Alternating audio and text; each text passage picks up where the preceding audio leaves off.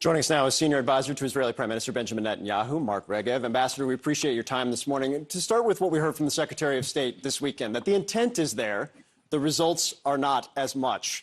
What's your response to that? I think he's right. We have no intention whatsoever to hurt civilians. Our target is the Hamas terrorist organization that brutally killed our people. We want to hit them, and the civilians of Gaza are not our target. That's clear. Have we unfortunately had too many civilian casualties in this conflict? We have. And we regret every single one, because our goal is to do that to minimize as much as is possible civilian casualties. They are not our target. If I can add, we're making a maximum effort. We're continuing to make a maximum effort, but there hasn't been a conflict in human history where you haven't seen civilians caught up in the crossfire. And while as a democracy we're doing everything we can to reduce those casualties, Hamas is doing the opposite. And their strategy of using Gazan civilians as human shields has made our job just so much more difficult.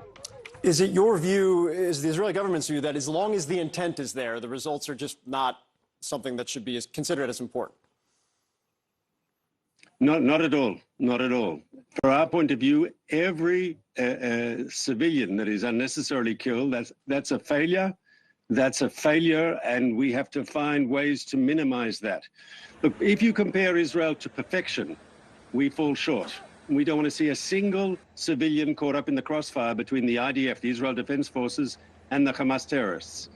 But I believe when the dust is cleared and this is over, and we compare what Israel has done in Gaza to let's say, fights against terrorism in places like Iraq and Syria, I think you'll find the IDF compares pretty well. You know Iraq and Syria. It's interesting that the Secretary of Defense was the commander of Central Command, Lloyd Austin, and he, having a lot of experience in those places, warned of the possibility of turning a tactical victory into a strategic defeat if the scale of what's happening on the ground continues. Do you agree with that? So it's important, once again, that we continue to distinguish between combatants and non-combatants, between innocent civilians and the Hamas terrorists. But ultimately, we think strategically, when this is over and Hamas is no longer in power in Gaza, the civilians of Gaza, of course, they have a historical animosity towards Israel. But they can think, and they know who started this war. They know who broke the ceasefire and refused to release more hostages. And I think when this is over, as I say, and the dust has settled, civilians of Gaza, you'll see this outpouring of pent-up anger against Hamas for bringing this crisis, bringing this tragedy, bringing this destruction upon them.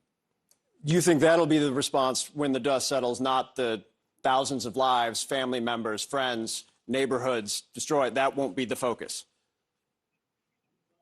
I really think so, and I'll tell you why. Because maybe in Gaza, Israel isn't the most popular country in the world. As I say, there are historical animosities that I can understand. But people have had to evacuate. They've had to leave their homes. There's been so much destruction. And everyone knows who started this war. Everyone knows that Israel is responding to Hamas's attacks upon us. Everyone knows there was a ceasefire in place, a humanitarian pause to allow hostages to get released, and that Hamas stopped doing so and broke that pause. And so anyone who can think knows that Hamas is responsible for all the fighting. We've been talking about what U.S. officials have been saying publicly, the warnings, making very clear the need for humanitarian pauses and aid, as well as the scale of the operations, particularly in the South. But you compare that to the actions, being the lone no vote to veto the UN Security Council resolution on late Friday night, going around Congress to get you emergency defense assistance as well. I think what I'm trying to figure out is the U.S. is so far out on a limb, seemingly in isolation to some degree, staying close to what has long been one of its closest allies, certainly closest ally in the region. Are you concerned that you're not delivering your side of the bargain, given what the U.S. has been willing to do up to this point? So maybe there's an assumption in your question that we're somehow arguing with the United States. We're not. We share the same goals: defeat Hamas and do so in a way that there is minimal collateral damage. We don't want to see Gaza civilians caught up in the crossfire. But if you mention the UN vote, first of all, I want to praise the United States for standing up against the automatic anti-Israel majority at the United Nations. We appreciate the American veto. It was the right thing to do because that resolution, that text, basically what it did is it gives Hamas a new lease of life. They wanted to throw Hamas a lifeline. And there is no ceasefire, as even Bernie Sanders has said. There is no ceasefire with Hamas. Hamas is committed to what they call permanent wall. Hamas says, my country must be destroyed. Hamas says, every Israeli civilian, every Jew is a target for murder. There's no ceasefire with Hamas. I do want to ask you one last question. There was a big story in the New York Times over the course of the weekend talking about the money that Qatar was providing to Gaza for assistance. It says that the prime minister signed off on that, encouraged that money as well. The former U.S. ambassador to Israel, Martin Indyk, called on the prime minister to resign based on that. I guess my question is, do you believe or have you found any evidence that any of that money was used to help finance the October 7th attack? So there's been a lot of criticism of that money in Israel as well, because it's almost presented as protection payments, like to gangsters, that you give Hamas money and they keep the border quiet. And it was obviously a failed strategy. It was a failed strategy over years by a number of Israeli governments. And maybe while it was working, people thought it would work forever. But this is the crucial point. Hamas had all sorts of economic incentives to keep the peace.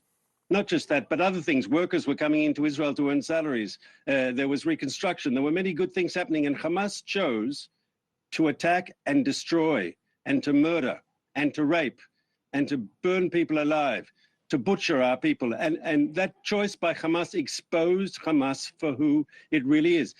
Some people thought Hamas is in power and they're in charge of 2.2 million people. That forces them to be more pragmatic, more moderate, to be more responsible. No.